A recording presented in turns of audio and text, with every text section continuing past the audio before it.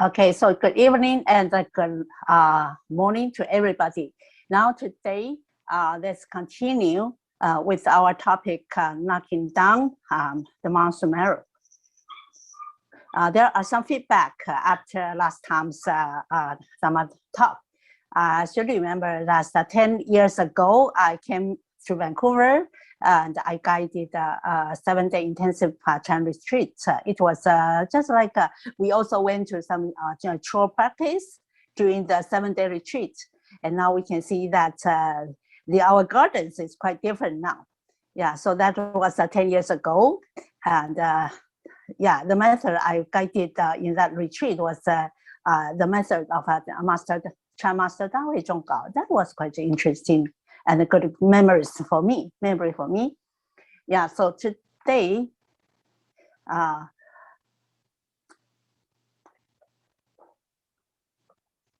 yeah, so last time we talked about Master Dahui Zhonggao, and now we are coming to Master Gao Feng Yuan Miao. His time ranges to the end of Song Dynasty and the beginning of the Yuan Dynasty.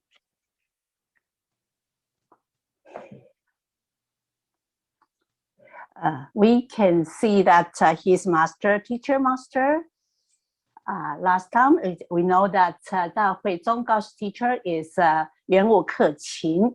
And here we can have a look at Huqiu Shaolong, Master Huqiu Shaolong. All the way he passed the transmission to the different generations of Dharma heirs, all the way to Gao Feng Yuan Miao. Some feedback after the lecture last time. So I hope that today we can leave some time for feedback and Q&A to the end of today's lecture. So we hope that we can have some Q&A for you to raise to see what's the different Huatou Gao Feng Yuan Miao used during his lifetime. He left home at the age of 16, and then to the age of 20, he went to Jingci Monastery. There was a very special part in his lifetime.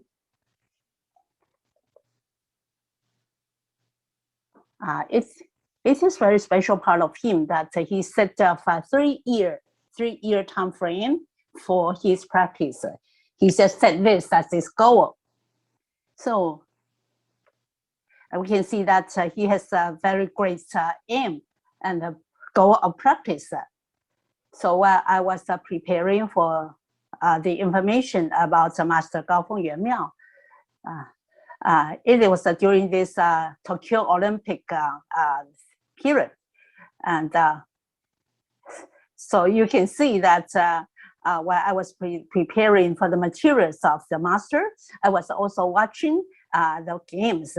So we can see that about the Olympic game players, all those players, they have started, they have started their preparation for the great game as early as at the age of 5 or 6. Yeah. So I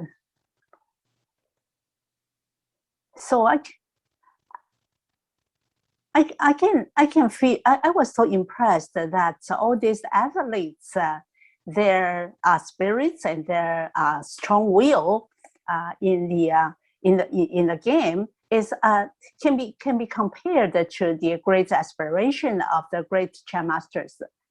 Yeah, so this 3 year of time, just the so-called 3-year deadline for his practice. Yeah, so this is so that it was his 2 times of enlightenment. So at the age of 37, he has to enlightenment, and then to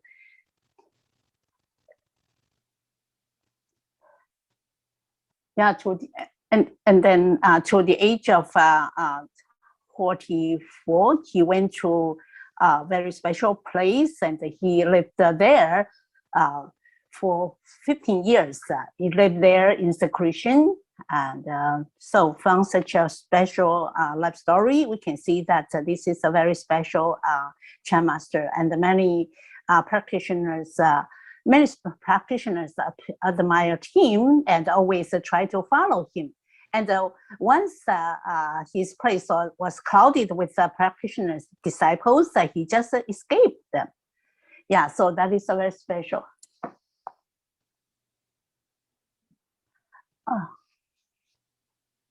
Oh, okay. Oh, okay.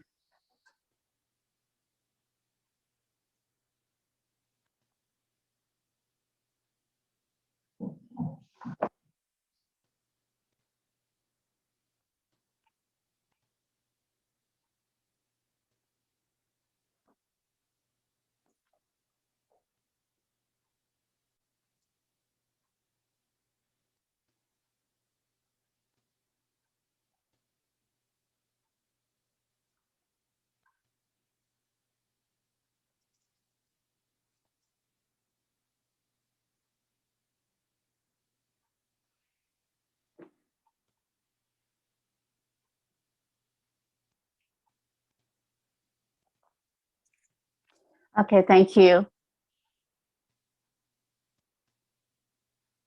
Okay. Oh, her time is 4 a.m. Welcome. Welcome, join us, Yudi. Now let's continue. Yeah, so I just started with the life story of Master Gaofeng, his birth. Before the birth of Master Gaofeng, before he was born, his mother Zhou dreamed of a lame monk. The monk was riding on the boats, and then he seeked lodging, and soon the mother just conceived him. So actually, this is one of the special experience of the great masters. So as early as a toddler, he was fond of sitting in the Four Lotus pose. So whenever a monk came to their home, he would show the perfection for the monk. And then we can see that at 15, he went to the monastery, Min and then he received the mentoring from his master teacher. And then at 16, he left home and joined the Sangha. And then let's have a look at his journey of Chan practice. At the age of 21, he set a 3-year time frame to practice Chan well. Well, I just about these points, I just feel I frustration for myself. It seems like I never had this kind of determination and a kind of a set of time frame for myself. And then we just talked about he went to Jingci Monastery to the early stage. So he didn't have any special achievement there. So he went a pilgrimage everywhere. So at the age of 22, he just went to the place of Chan Master Duanqiao Miaolun. And the Duanqiao Miaolun instructed him to investigate the Huatou of where do I come from before birth and where to go after death. As everybody knows, that this is a very important issue, right? So many people are always wondering about this question. Before we come to this world, where do I come from? And after we die, well, yeah, where do we go? Yeah. So now I'd like to ask, when we just feel very curious about this question, such a question, and now our teachers seldom ask us to investigate this Huatou. Yeah, so this is a sensation doubt. This doubt of where do I come from before I was born, and where will I go after death? So why we are not investigating into this Huatou? Why? Yeah. But if we go deeper into this question, maybe someone will say that this Huatou is merged into the simple and very easy Huatou of Wu, Huatou Wu. Yeah, but any other question, any other opinions or any answering from this? Yeah, maybe someone is willing to volunteer answering the question. So if you are just you want to answer the question of why nowadays we don't investigate the Huatou of where do I come from before birth and where do I go after that, and why now we generally don't use this Huatou. If you'd like to answer the question why, you can mute yourself. Well, maybe I should say, okay, so let me answer the question. Master Gao Feng once said that the Huatou of where do I come from before birth and where do I go after death, actually this can be divided into two big issues, two grave issues. One is before we were born, and the other is after our death. So this Huatou is can be divided into two directions. So this Huatou is a little bit complicated. So for practitioner, maybe this is quite challenging.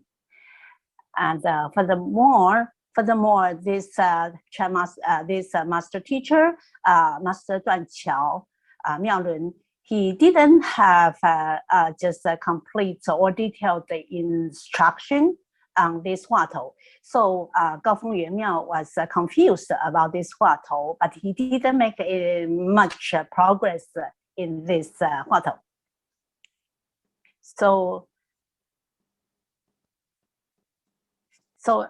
especially during this stage, that is under his 3-year time frame of his goal. So during this stage, he just feel a little bit frustrated. So someone suggested that, you go to Master Xue Yan. Yeah, maybe Master Xue Yan Zuqin, Master Zuyan Xueqin can give you some advice. Yeah, so he just got the opportunity to go to Master Xue Yan Zuqin. And you can see that this is a very just frustrating process. Yeah, why? What is frustrating? Yeah, according to the description of Master Gao Feng, he said that as Gao Feng offered the incense and the bow to the master, Xue Yan drove him out, beating hard with the fist. Tears shedding, he went back to Changkou. And it was not until the end of the meal the next day, he was eventually admitted to see the teacher. And then Master Xue Yan just asked him, what was your previous practice of the Chan? And then when asked about his previous experience of a Chan meditation, just Gao Feng described in details. And then also he talked about his previous problems.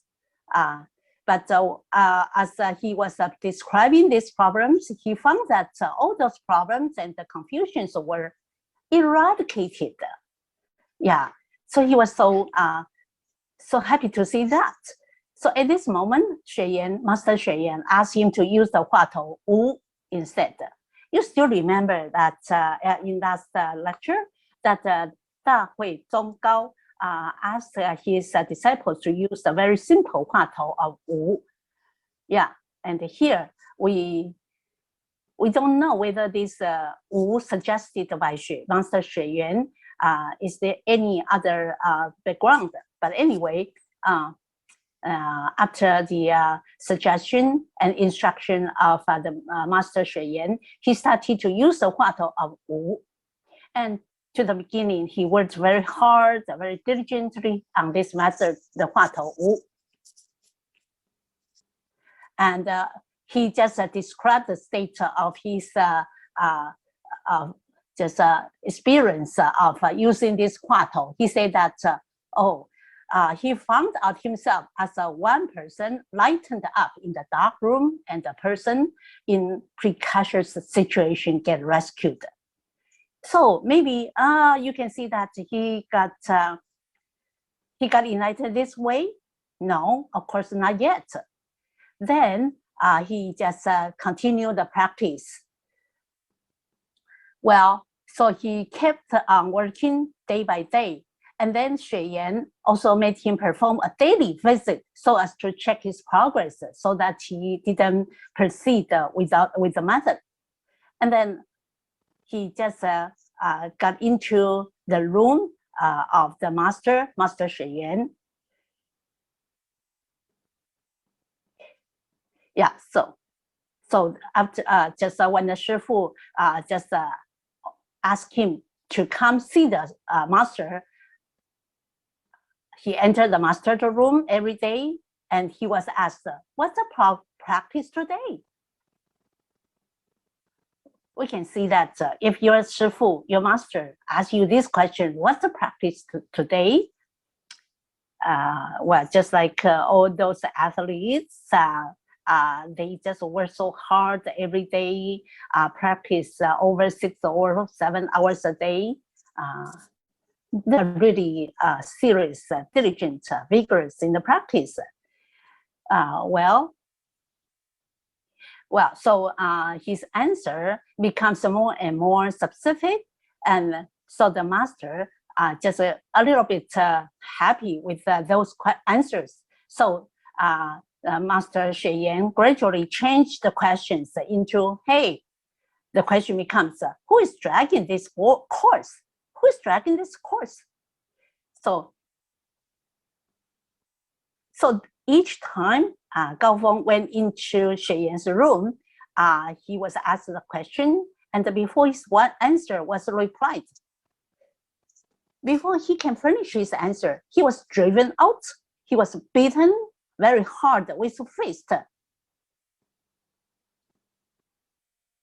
Yeah, so for most of us, under such a situation, you will give up, right?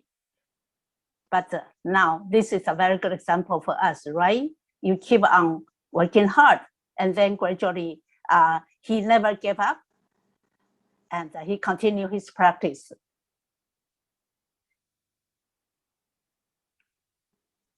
So you can see that here, this is the stage when he just went to Master Xue Yan, and Master Xue Yan just told him how to make progress.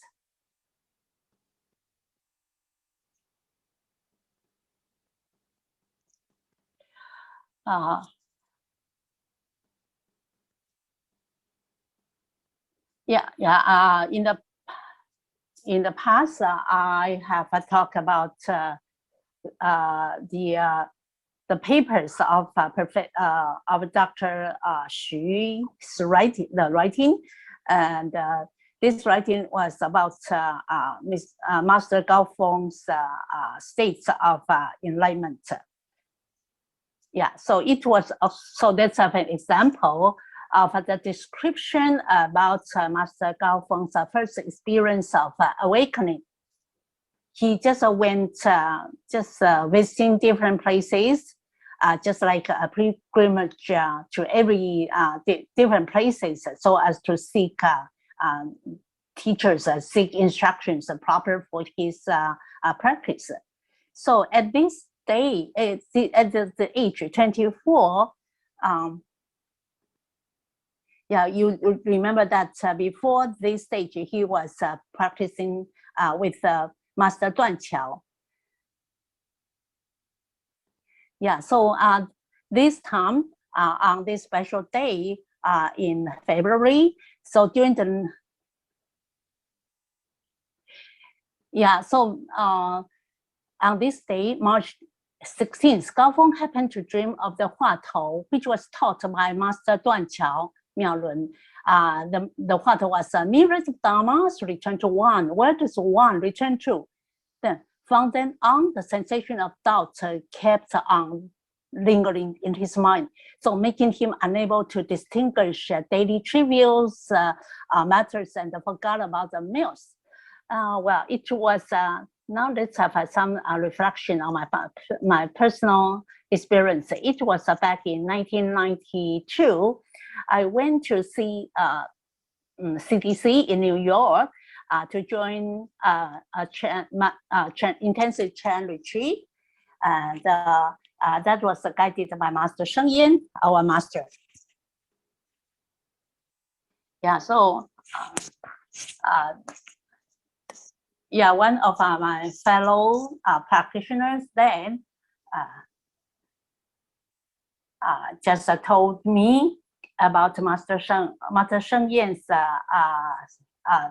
Chan teaching was very good. So on that year, on Christmas of that year, I went to CDC, New York. I joined this retreat. Yeah, and it was not easy to just get admission for this 7-day retreat just during the stage in 1992. And in North America, during the 1990s, it is not easy to follow a good Chan master. Yeah, and during that stage, I was very earnest to learn Chan practice with some teacher. So I just took a very precious opportunity to practice with Chan master Sheng Yin. Yeah, so I just followed. Yeah, to the beginning, I used the method of counting the breath. And then just to the third or the fourth day, we started to have the personal interview. And in the interview, Shifu, Master Sheng Yin asked me, how's your method going? My answer is that when I woke up this morning, my first thought was why I am still using the method of counting the method. Yeah, so yeah, I was actually I was very simple-minded, just using this method of counting the breath. And then on hearing this, Shifu just answered me with a special question. How about using the method of Huatou? And I was a little bit like shocked by this suggestion. I was wondering why should I shift to another method? Why should I have to change?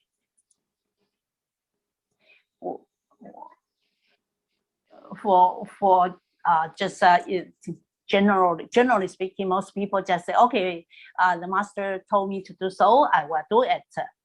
But I was wondering, well, I'd like to ask you, what's the difference between the method of counting the breath and the method of Huatou? Yeah, what's the difference between the two methods of counting the breath and the Huatou? Yeah, do you want to answer the question?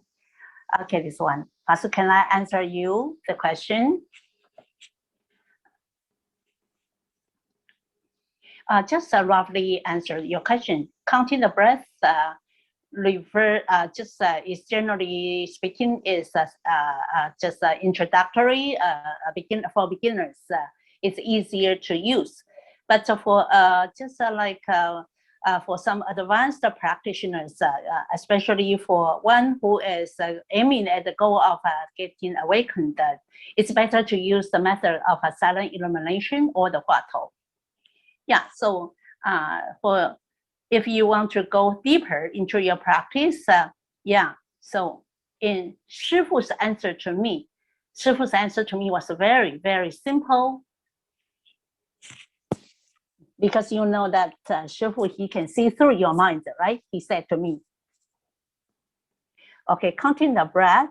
Okay, he started that Huatou in your mind, the Huatou method for you is that there is a doubt in your mind. You are wondering about the answer. On the other hand, counting the breath, there is no doubt. There is no wondering that you want to know about. So that's a difference. So you can see that for Huatou practice, you need to have the doubts that you just want to solve the problem. You just want to know what's the answer to your doubts. So at the moment, I was just hesitating. I kept on hesitating. Should I switch my method to Huatou? So Shifu, unknowing what's in my mind, Shifu further goes on. Okay, how about this? You just try it. Just try one for one day. And if you just feel that you cannot grasp it, the Huatou, then you just go back to your counting the breath. How about this? Yeah, so then Shifu give me some options. And one of them is, okay, so the one I selected was myriads of dhammas goes return to one, and where do one return to. Why I chose this one? That was based on my previous experience in the Chan practice, and I always have a wondering question, and I always got stuck in such a question. Dhammas, myriads of dhammas return to one. This is very curious. I was curious about this question. Yeah, and especially for the second half of the Huatou, where does one return to? So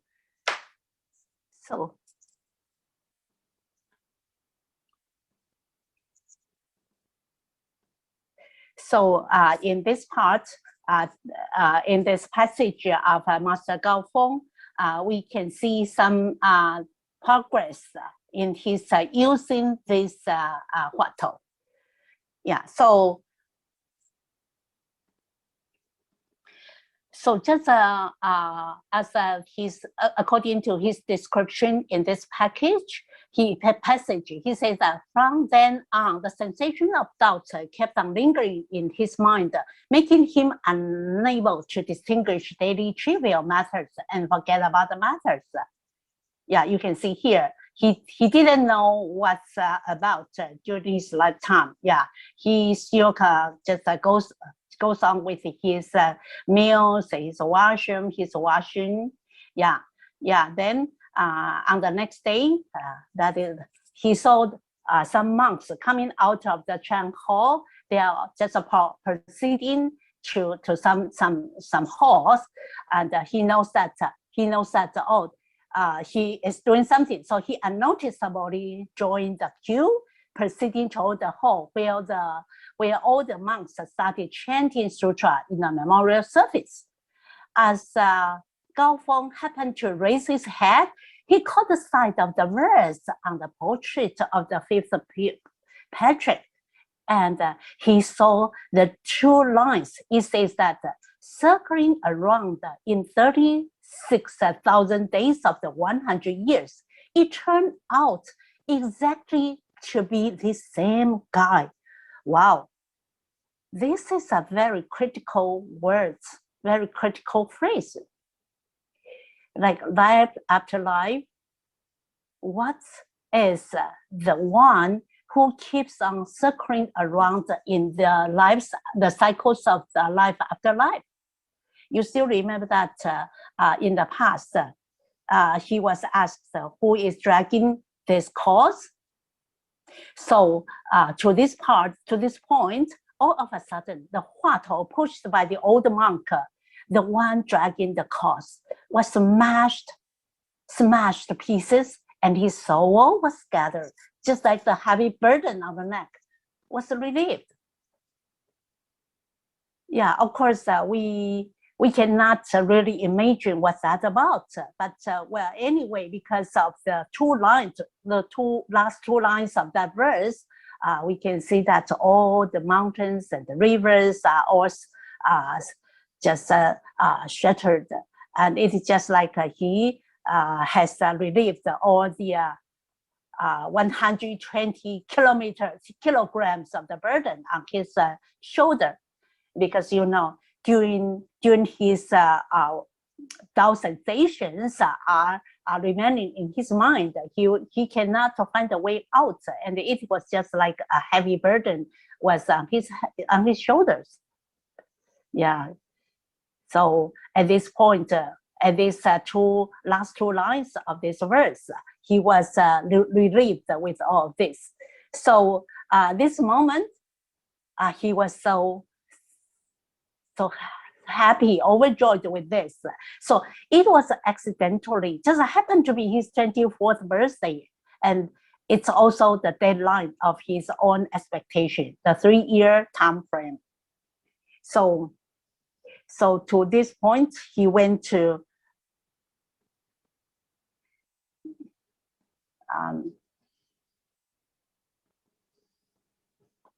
and then after this,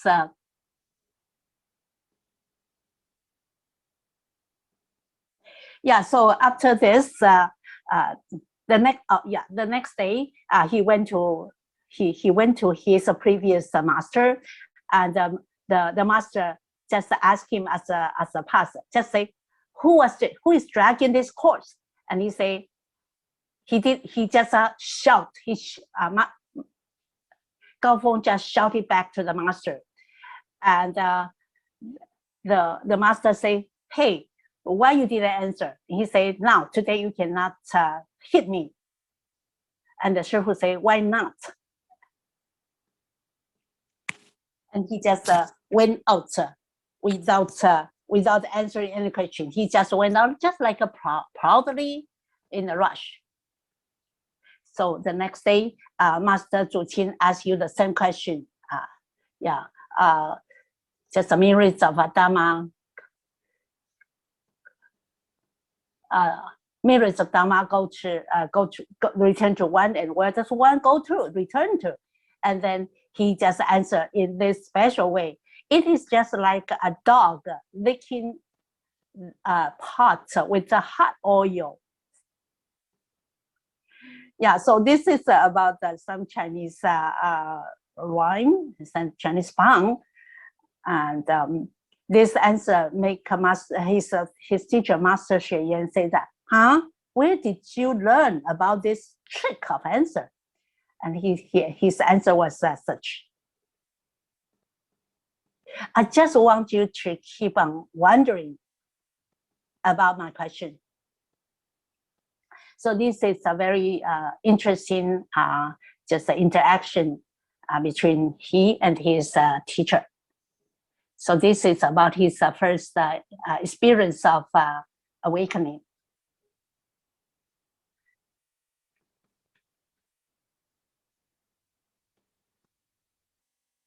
Yeah, in some other description about his experience this way, the description is as this. It is as if the space was shattered, the earth sunken, me and the object are forgotten, and the mind is as a mirror reflecting another mirror.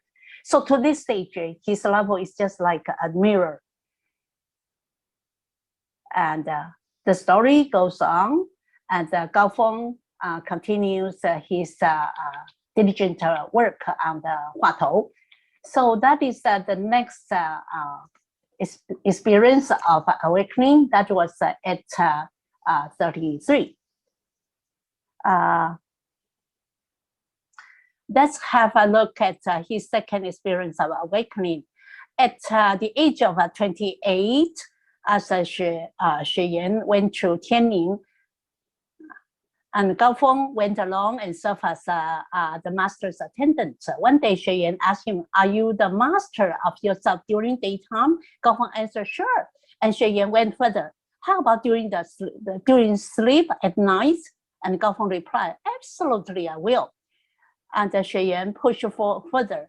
okay, where your master while you are sound asleep without the dream, thoughts, sight, or sound. Now you can see that at this moment, Gaofeng can be the master of himself. Yeah, so the last question from his teacher, he said that the last question, let's repeat. Where is your master while you are sound asleep, without any dream, without any thoughts, no sight, no sound? Well, at this moment, Gaofeng didn't answer, and he didn't say anything. So at this time, Xue Yan accordingly advised that. So from now on, you don't need to do anything. You just eat while you're hungry. You just go to bed while asleep. You just work hard on this Huatou. Where after all does my master settle down in my sleep? So this is a Huatou. You have to continue from now on. Where after all does my master settle down in my sleep?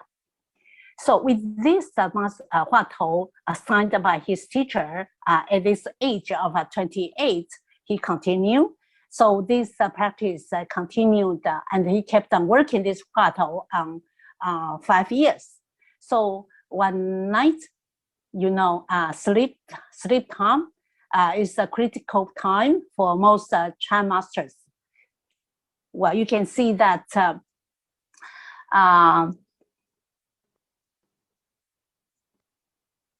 yeah, so we can see that while they were practicing during the night, Gaofeng was still wondering about the Huatou. Okay, but a fellow monk accidentally dropped his pillow on the floor, and then noise of the pillow just shattered the Gaofeng's sensation of doubt. Well, this situation is quite common because, for example, in our dormitory, we just have like a 6-person room and so on. So maybe some of our fellow just roommates can just accidentally just drop some pillow. Maybe this can be some kind of our opportunity of get awakened.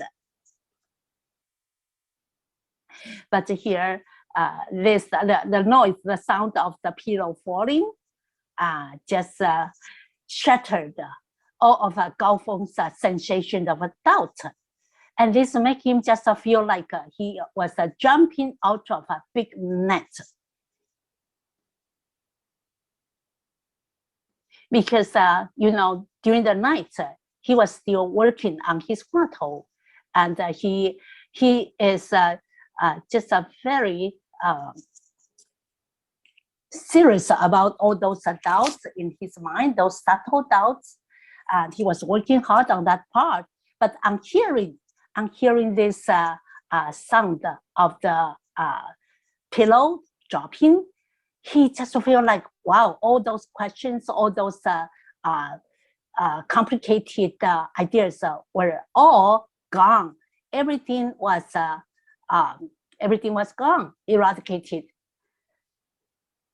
So according to Gaofeng's description about this moment, it says that this is precisely the encountering of the great holy saint or the long-term traveler coming back to the hometown. It turns out to be the old original person. His conduct and the performances remaining the same.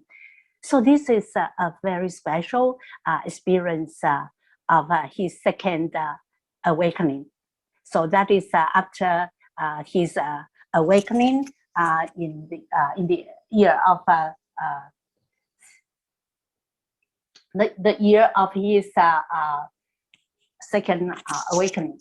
And then after this second awakening, second experience of awakening, he traveled to this place, Shuangji Peak.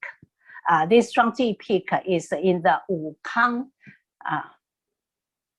And since this is a very small place, so only those very outstanding disciples can get close to him because that place is very tiny.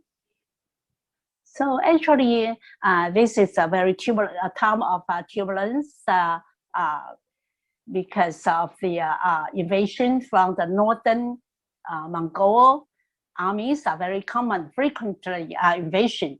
So during that stage, because of the Mongol invasion, monks and the lay disciples fled to different places to escape the Mongol invasion. But Gaofeng stayed there and kept on meditating as usual. And also he was doing this meditation all the time at ease. And months later, in winter, when things come into just a regular state, people came to check on him and saw him sitting in his just a little hut. And he was sitting in the snow as a naga. Do you know what's a naga? That it's just like naga is according to some description, naga is a kind of a dragon. Dragon are very very calm, seated in his meditation. That is the state of Gaofeng's state after the many people just went away. He was staying doing the practice, doing the meditation all the time. Thus, he became well known, and the people come in crowd to visit him. Too many to handle. So we can imagine what kind of Chan master is while so many people are trying, so many practitioners are following him. There was a verse describing Gaofeng in this stage. It says, with the pewter staff over the shoulders, the master travels over myriads of peaks. And then after this, he knows that there are so many people following me, so I want to escape this crowd. Then he kept traveling to some other places. Yeah, so this is the age of 42. Gaofeng moved to mountain Tianmu. To the west peak, Mount Tianmu, there is a place called cliff. Its name is Lion's Cliff. Lion Cliff rose up thousands of yards high among rocks and cliffs. Now you can imagine that with all rocks and cliffs around in the surroundings, Gaofeng was so happy to find his, this is a perfect place to stay for the rest of his life. Now, all his disciples trying to chase after him, right? And so among his disciples, there's a disciple named Fa Sheng and some other disciples. They just arrived at the same place and built a hut for him. Well, because of so many people, so he just tried to have himself secluded in a smaller place. So Gaofeng thus made for himself a little cave among the rocks with the size of a little boat, about 1 yard long and half a yard wide. The cave was slippery above the cave and muddy beneath. If we use our current name, we can name that this is a very bad maintained place because whenever the wind and rain comes, this cave can be just swaying dangerously. Yeah, so he just feels so happy to stay there in seclusion, and he led a very simple life in this cave. He didn't meet anyone to take care of him, so he turned away attendants, and he didn't take a bath, or he didn't shave hair either. So what he ate during that stage was just making use of an earthen jar as a pan for cooking, and he ate just only one meal a day. So he stayed there for 15 years. It is really hard for us to imagine, right? Well, according to the description, maybe we can we can try to just experience that, oh, we are restricted, confined in the home. Yeah, so maybe you can imagine the situation of being confined in the very limited space, right? So for example, in Taiwan, just for the past 3 months, under the serious pandemic, everyone is confined at home. So maybe you can imagine that, if you are just restricted in the very limited space, then how can you do? What are you doing? Well, we can have some more details about this cave. You can see that this cave, according to the record, it says that it's hard to come up to the cliff to meet Gaofeng, even for his close disciples. Why? Because the cave was inaccessible without ladder. Once the ladder was removed, the cave was beyond reach. So even his disciples rarely saw him. And this cave was named the Dead Gate by himself. And he put the name, the Dead Gate, to the front of the gate. Yeah, but you know, he cannot decline all the disciples, right? So, one among them, there was one is Layman Hong Qiaozhu. He donated some acres of rice field, and then he built a Shizi monastery on the left side of the Lion's Cliff. So all those disciples can just assemble there and practice, go practicing with him. Yeah, and there is another Dharma hair. That's Dharma hair, very outstanding Dharma hair is the later Zhongfeng Mingben.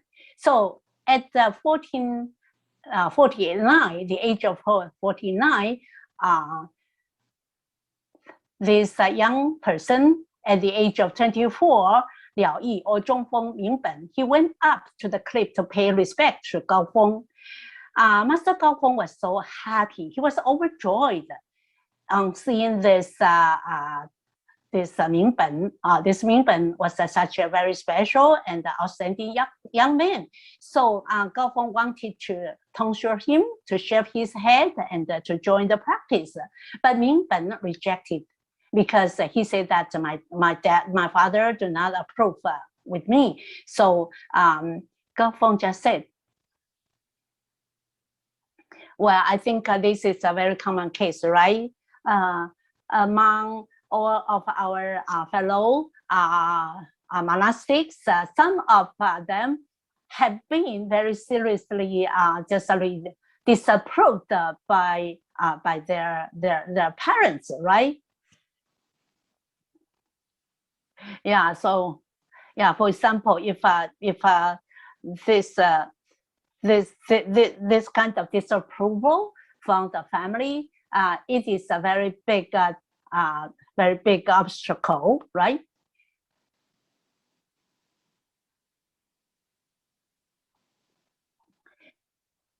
Yeah. So yeah. So because of the family's disapproval, Mingben just couldn't just follow Zhongfeng's advice. But Gaofeng kept on advising, urged him that you can tell your father the story of Venerable Sayata's home living. Please do not give up. Well, so later on, it's not quite long, well, Mingben, he was reading to the part of the Diamond Sutra, the part about, the part is, thus such a person therefore carries on the Tathagata's springing unexcelled body. At this point, Mingben realized that Zhongfeng meant him to take up the unexcelled body, because that is Master Gaofeng's just expectation of him. So if you just so let's have some some imagination on this scene that if you are a Chan master, just ask you to, oh, okay, so this, this is the next event. The next event is the Master Gao Feng's interaction with his teacher.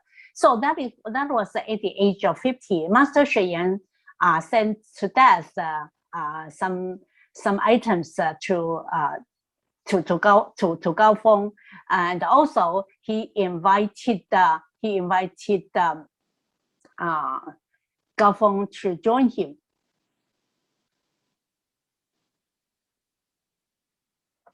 To just come join him, but he just kept on very firmly refused. So you can see that is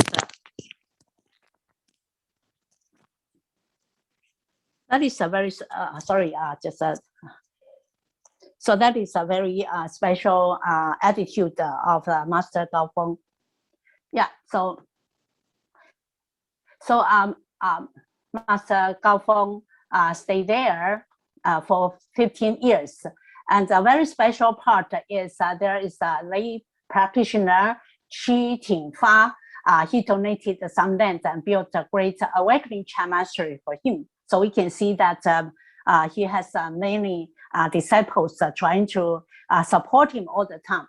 And at the age of 58,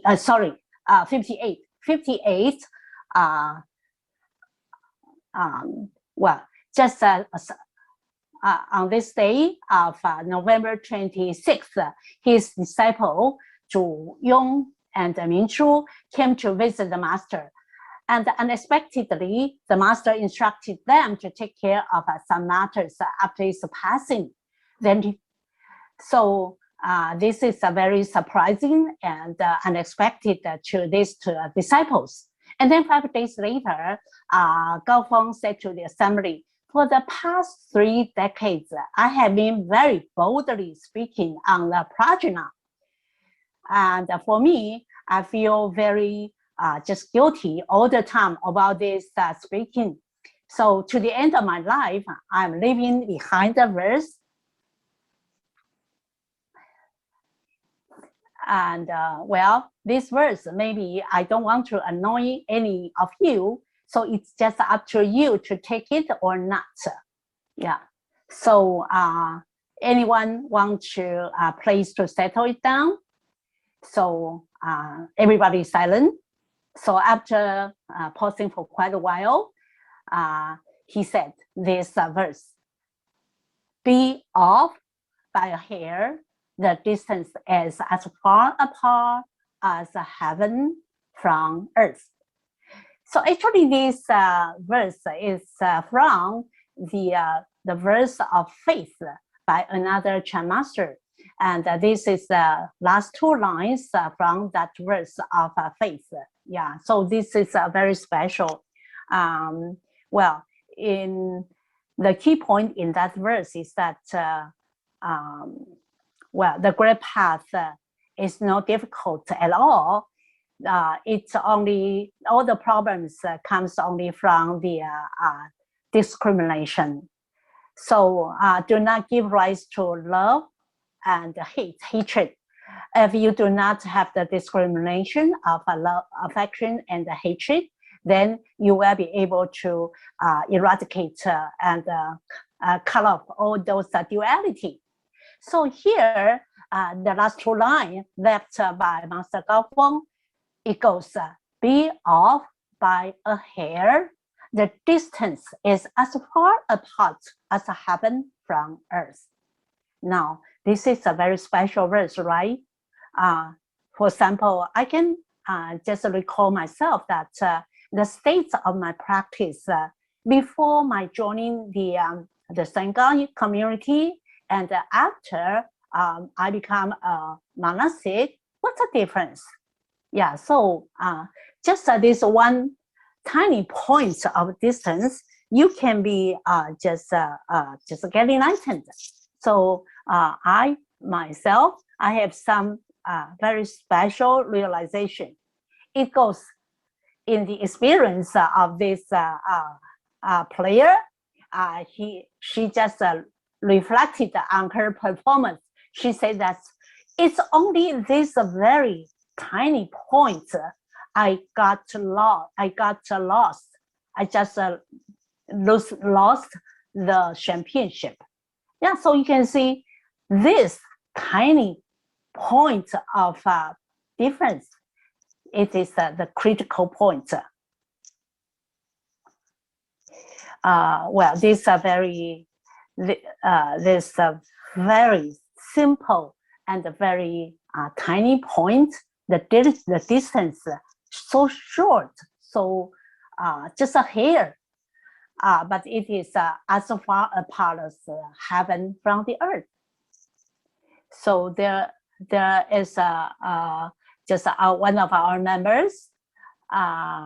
This member watching some games, she just passed away because of the shocking performance playing on the screen, and she was so shocked, and therefore her just a heart problem, just a heart attack, just come up, and then she passed away. So this is the impermanence. This is the best example of impermanence, and then this is just a very simple, very tiny difference between the just by.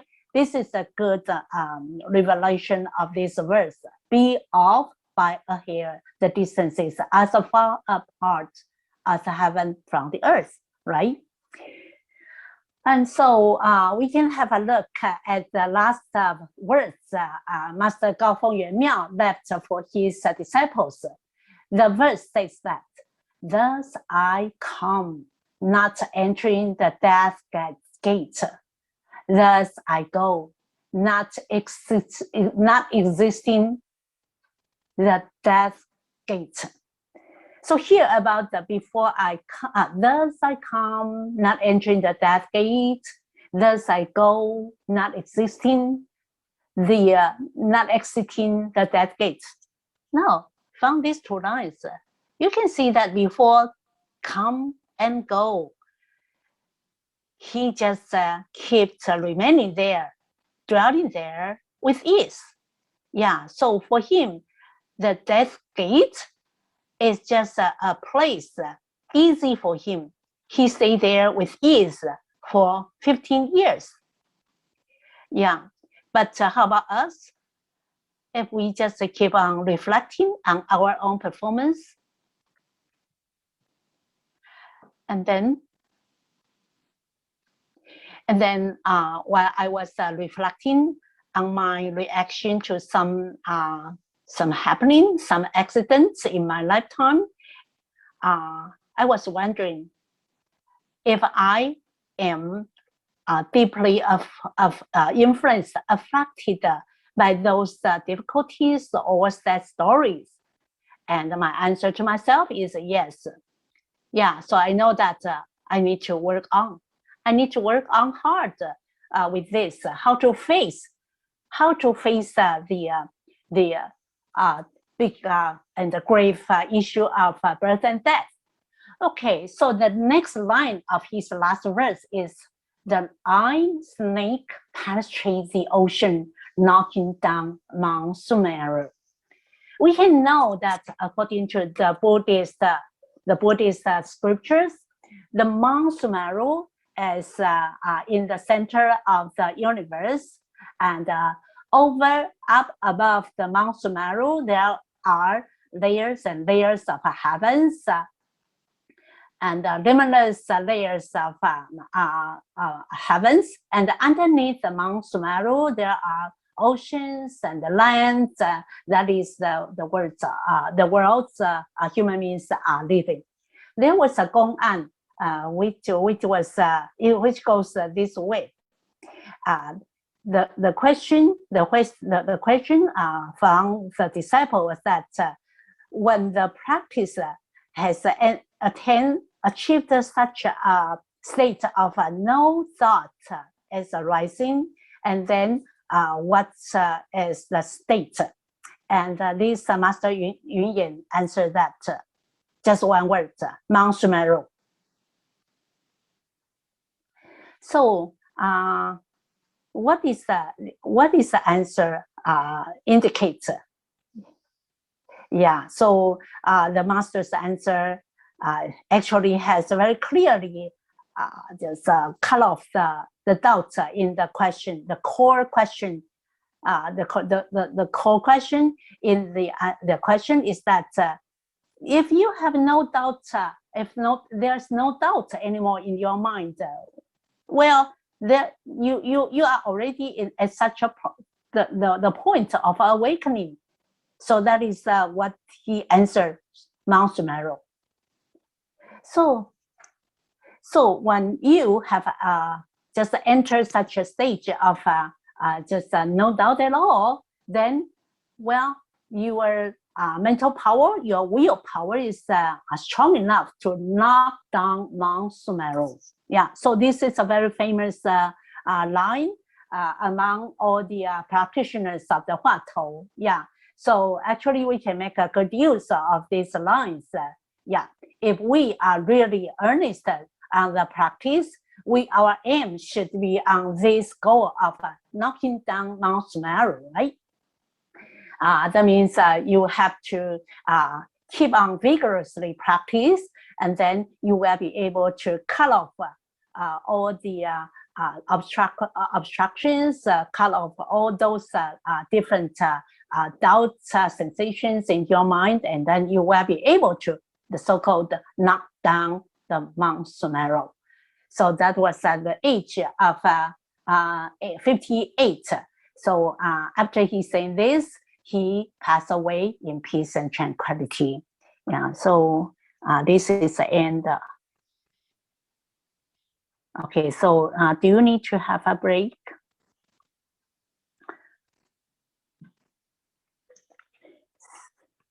So I myself don't feel like any break, so it's up to you.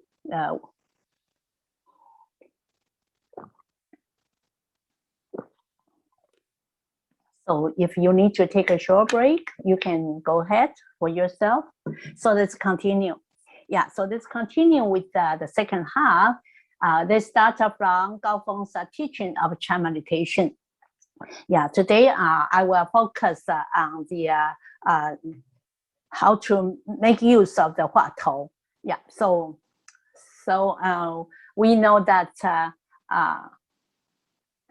just like Master Dahui Zonggao, he used the bamboo clapper as one of the very critical item as a tool. So from his past, from the past process of practice, do you still remember which Huatou he was using for his first enlightenment? You still remember the Huatou with which he experienced his first enlightenment? Anybody still remember that? Okay, so Michael. Okay, so Michael is answering. One is who's dragging the course? Okay, the one for him to get enlightened. The one he experienced the first awakening. That was the night while he was dreaming about Master Duan Qiao's while he was dreaming, he just dreamed of the Huatou by Master Duan Qiao. Oh, okay, so that was the Huatou. Myriads of Dharma return to one. And where does the one return to? So actually, during that early stage, Master Gao Feng always used this. Where does the one return to? Yeah. So this was also a very commonly used Huatou during the first early stage of Master Sheng Yan's teaching. Okay, so we can continue with the different parts of the teaching Chan meditation by Master Gao Feng. Okay, so we can see that his purpose, his purpose of investigating Chan is very specific, very clear. He just he just specified that the purpose of Chan investigation is attaining awakening and liberation from samsara. Yeah, so actually this was very clearly influenced by Master Dahui Zonggao. Yeah, because according to Dahui Zonggao, he says that Master Dahui says that for a person to learn about the path, there's no other method, there's no other aim except for awakening.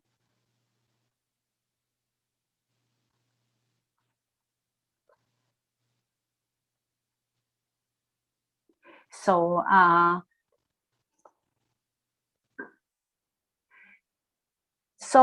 according to Master Gaofeng Yuanmiao, what he says is that for ordinary people, what they do is making a living so as to seek for their wealth. And for a practitioner, his goal of Chan investigation is for awakening. So if a practitioner can pursue the awakening just like the way he is pursue his wealth, then everyone will eventually become Buddhas and masters. Yeah, so we can see from the two quotes from Master Dahui and also from Master Gaofeng, that's a very important part of the practice. So we can see that for a practitioner to attain awakening and the liberation for samsara, that is very important. So it says that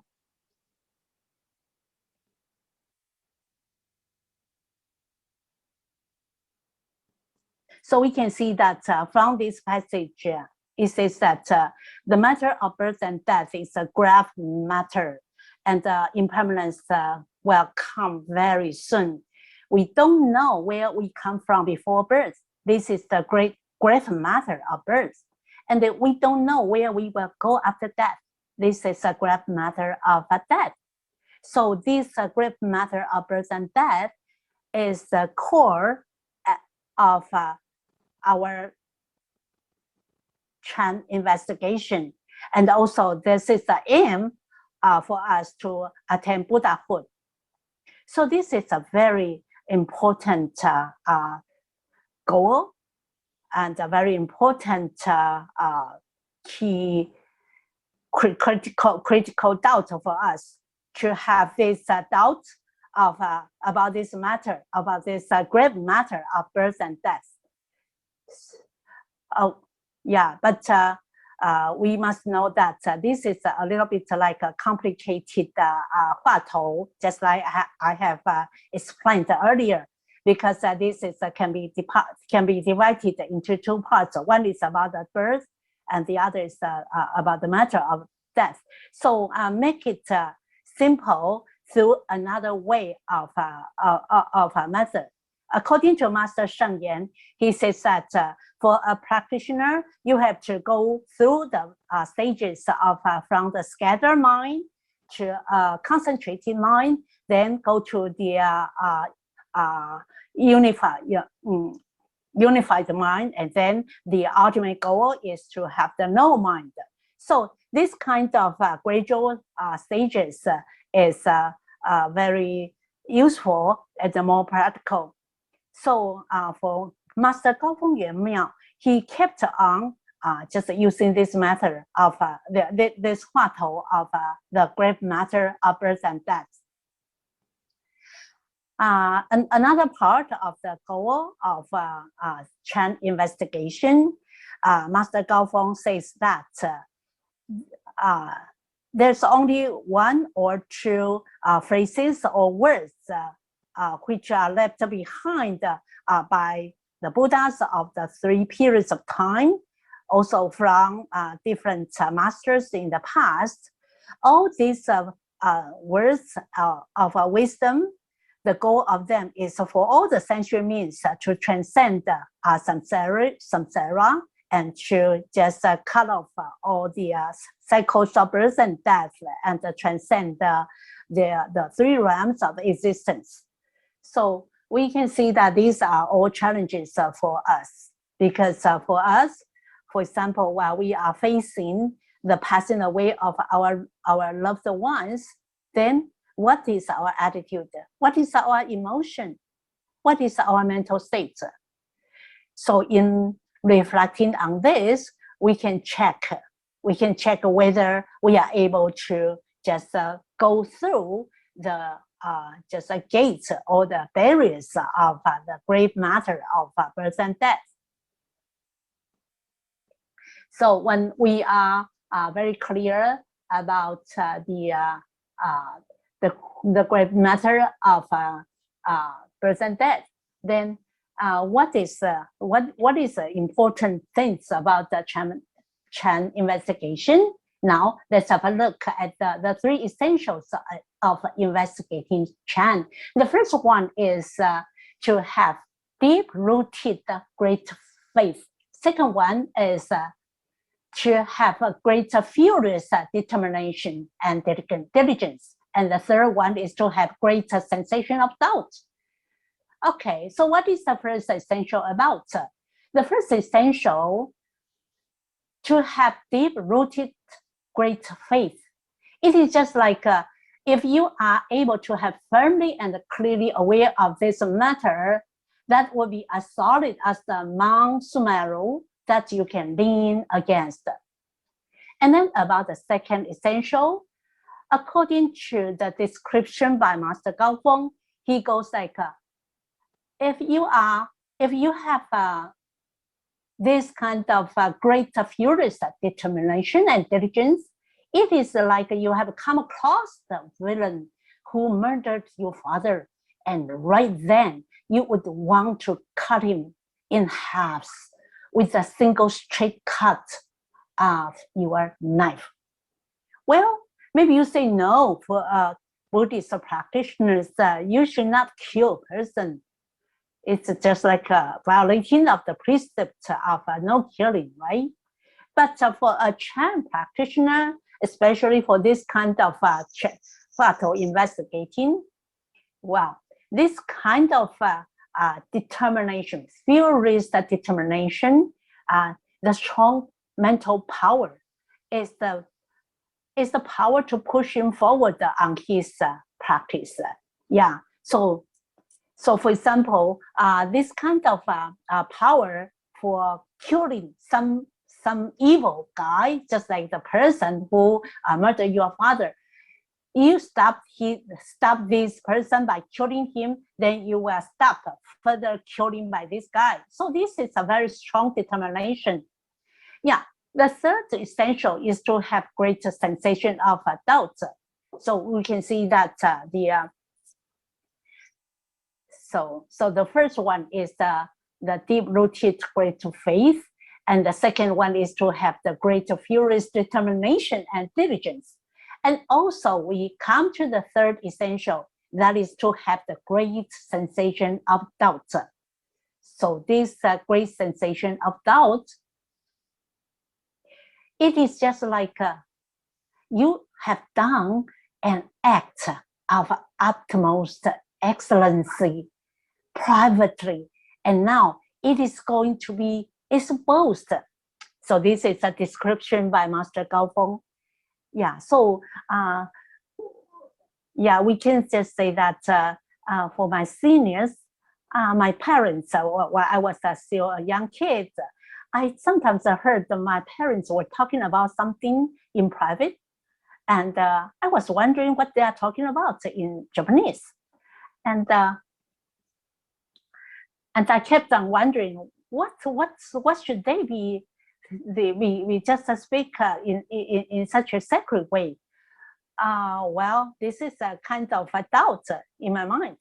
Yeah, or we can just have some experience about the social, just some news, some special news in our society, some happenings in the society.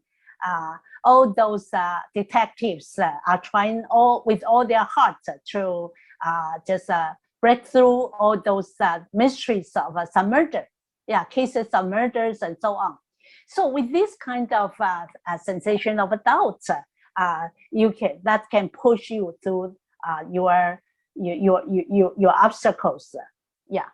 So these three essentials are very important for a practitioner. So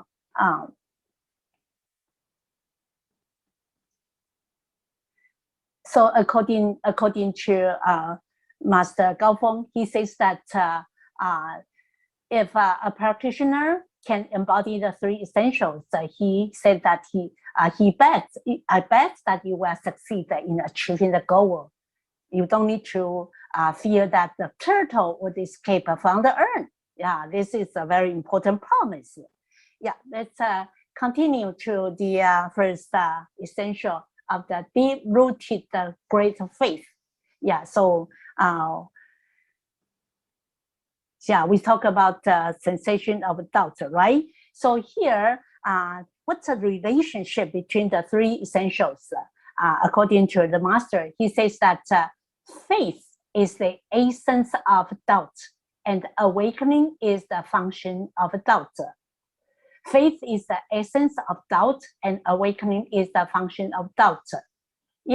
So it says that when you have a deeper doubt, then your awakening will be greater. So the rule is that when the faith is 100%, so will be the doubt. When the doubt is 100%, so will be the awakening. So this is just like when water rises and the boat also rises high. So this is about the importance of the deep-rooted great faith. And Master Gaofeng, he also had this just advice for practitioners. He says that the great faith can derive into two objects. What are the two objects of the deep faith, the great faith? The first one is in the Dharma, your faith in the Dharma. This means that a practitioner must have the faith in the faith that all sentient beings possess the intrinsic Buddha nature. This is a core teaching, one of the core teaching of the Mahayana Buddhism. And the second faith is the faith in the master. That means that you must have the faith in the master of the Huatou. So let's have some just analogies about the second essential, the great furious determination. The analogy by Master Gaofeng is like this kind of furious determination is just like a mooring boat at a riverbank with a rapid flowing currents. So so you can also imagine, like for example, if you want to moor your ship or boat in kind of some banks to this bank, around this bank, the water is flowing very rapidly, and it's quite dangerous for you to just moor your boat. But this is of course, this is a very dangerous situation. And during at such a situation, the only thing for you to do is that you have to work with all your efforts to complete this act of mooring your boat. So with this firm faith in your mind, and with a very furious, very strong determination, you know the only way for you to go ahead.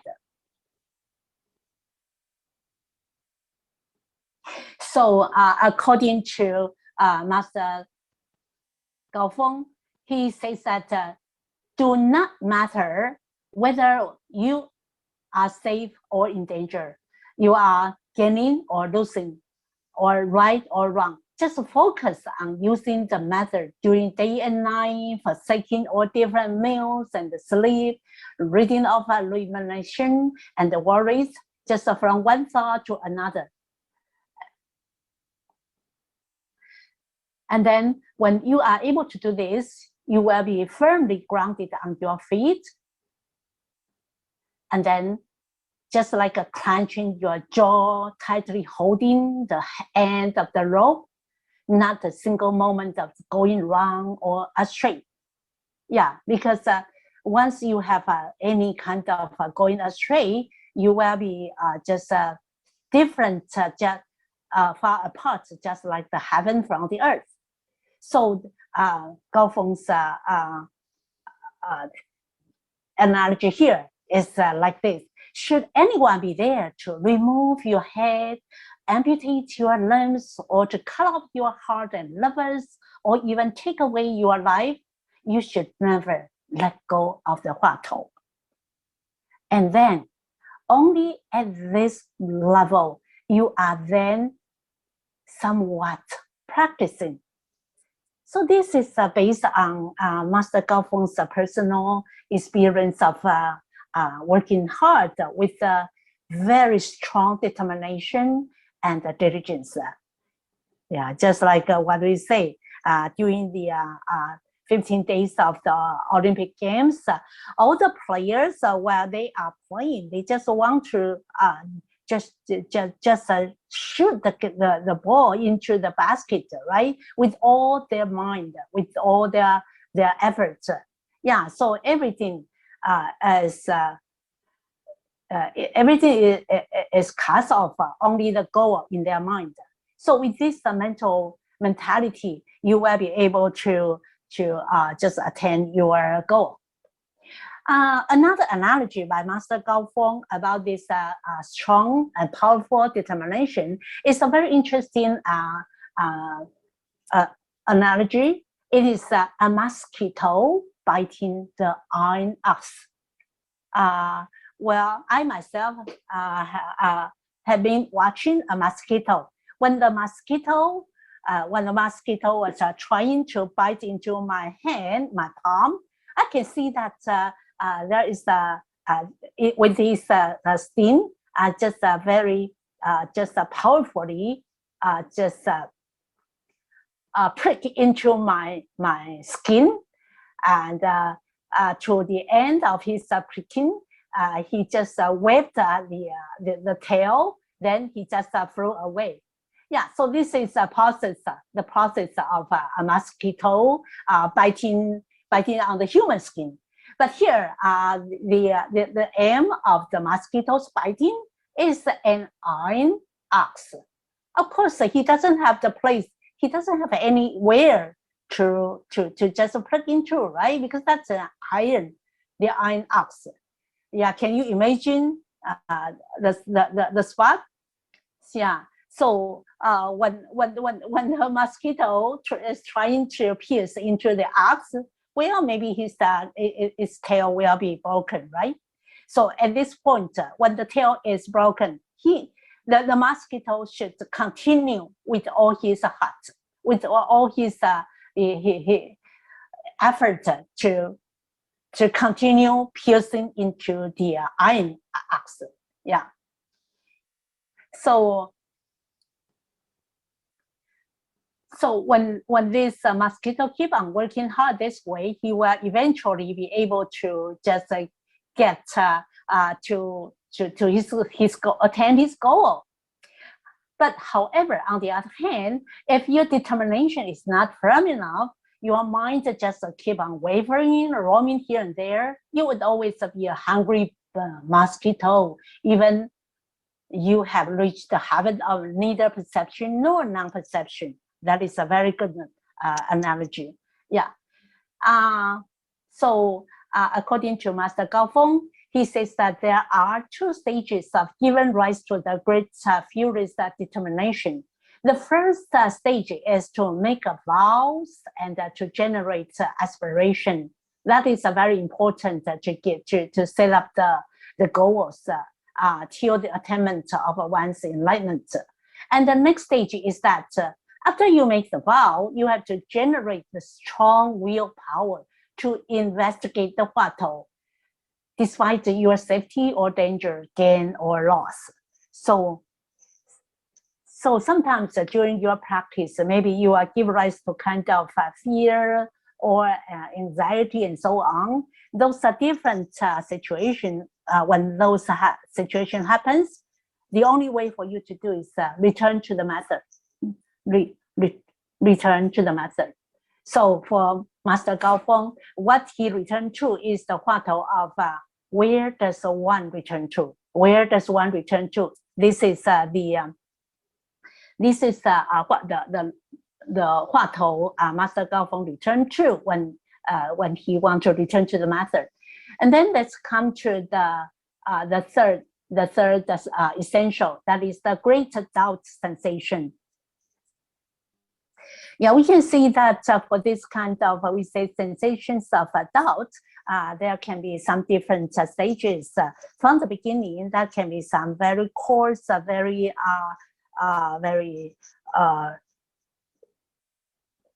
big, very coarse sensation of doubt. And then gradually that the doubt will become finer and become more subtle. That is a process. So from a very coarse, very gross sensation, doubt, and then it will become just finer and more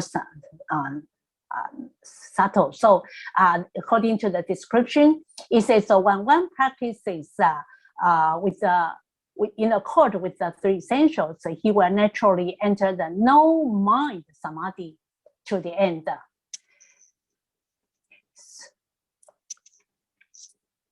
So to the beginning, maybe the sensation cannot be very stable.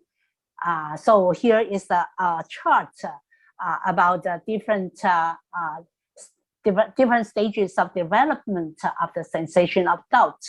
Yeah, so this development starts from the first stage.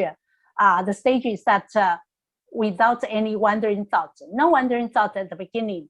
And then the state of the subject and the object at this stage is that the mind is the subject and the Huatou is the object.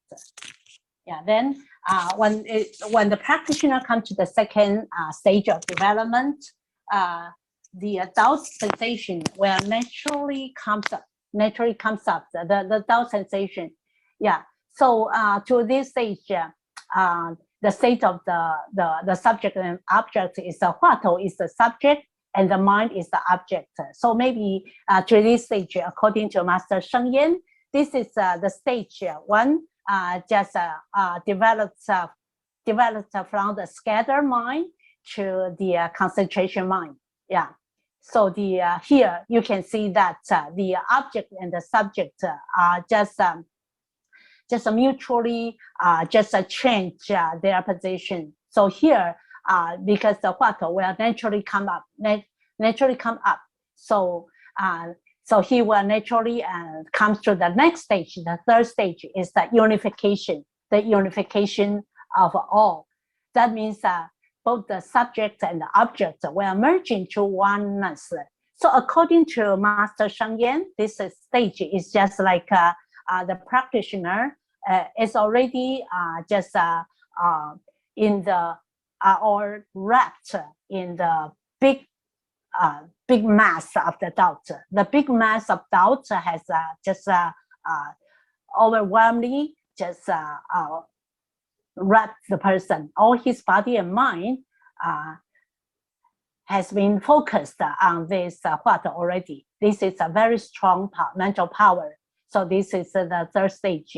And then when this stage goes deeper, then the practitioner will go into the stage of no mind samadhi. And to this stage, both the subject and the object are forgotten and perish. And this is what Master Sheng Yan says, the stage of no mind. So we know that to the beginning of our practice, especially for the use of the Huatou, to the beginning, we cannot generate the power of the doubt, and we don't know how to use the Huatou. Yeah, and if we just keep on working hard, you will gradually go through the process. Yeah. So just about Master Ji Cheng, he says that in the process, yeah, And he says that during the process of investigating the Huatou, your doubt sensation will become bigger and bigger. And during the process, your mind will generate a kind of needles, different needles. And once in a while, the needle can prick the doubt ball, and the gas can come out. So the doubt can become just smaller and smaller. So you have to work very hard with great determination. Yeah. So last talk, I got some very important feedback from the listeners, from the audience. The question is that the essentials of the Chan in investigation, what's the difference among the different Chan masters? Yeah. So here, I'd like to make a comparison. I'd like to make a comparison between the 4 great masters about their essentials of practice. So here, I'd like to use this. Yeah, about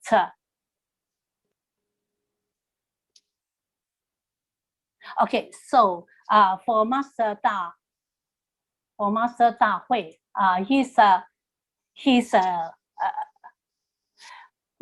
Hui is that firm faith, firm aspiration, and the present moment of life and death. But here about Master Gao Feng Yue Miao, he is talking about the 3 essentials. What are they? Deep-rooted great faith, great furious determination, and a great doubt sensation. And about Master Sheng Yan, he used the term 4 general rules.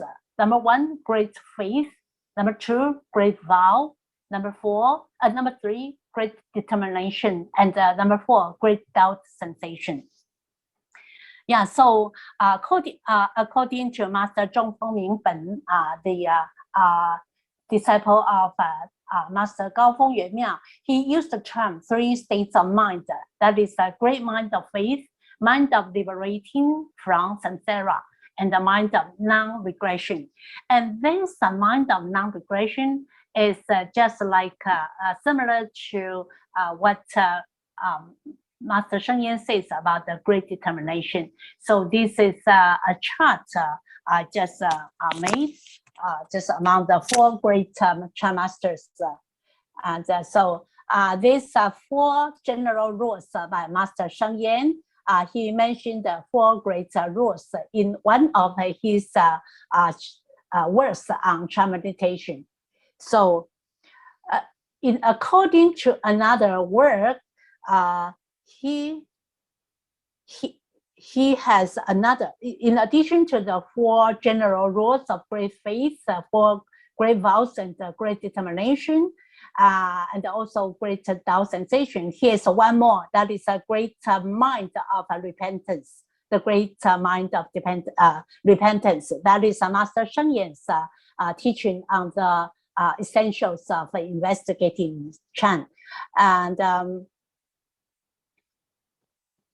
yeah, so well, about the principles of investigating Chan, I think we need to have these principles of the 3 principles. Number 1, practice earnestly and desperately. Number 2, make effort to generate doubt sensation, work with doubt sensation. And number 3, practice incessantly and seamlessly. And according to Master Gao Feng, he has some advice on this part, work with the doubt sensation. He says that this Huatou of Wu,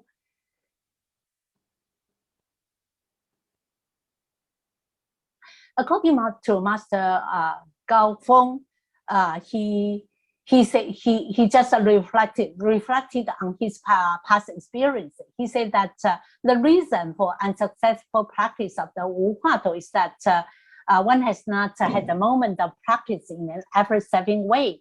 If one has a great determination, the problem would be none other than not directing effort to work on the doubt sensation. So one would only be picking up the bottle instead of generating the Tao sensation. So when you pick up the Huatou, there's a Huatou. While you do not, there's none. So he didn't make much progress in this. So later on, just under the instruction of another master teacher, he just changes Huatou into the Huatou of where does one return to. And for example, for us, we just use, most of us have always been using the Huatou of Wu. And this Wu, it is simple, it is short for us to use. So this can be much more useful than us to use. Yeah. So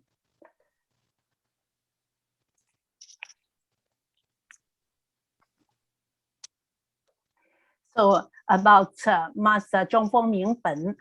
Zhongfeng Mingben is the Dharma heir of Master Gao Feng. Yeah, right. So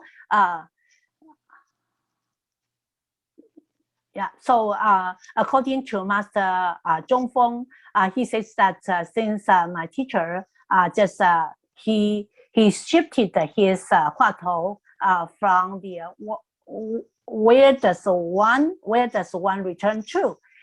He just switched to another Huatou. So use the question of you just use the question. You use the question, and then the question can generate some more power for you to just using the Huatou. So here, this slide is the summary of the life story of Master Gao Feng Yuan Miao.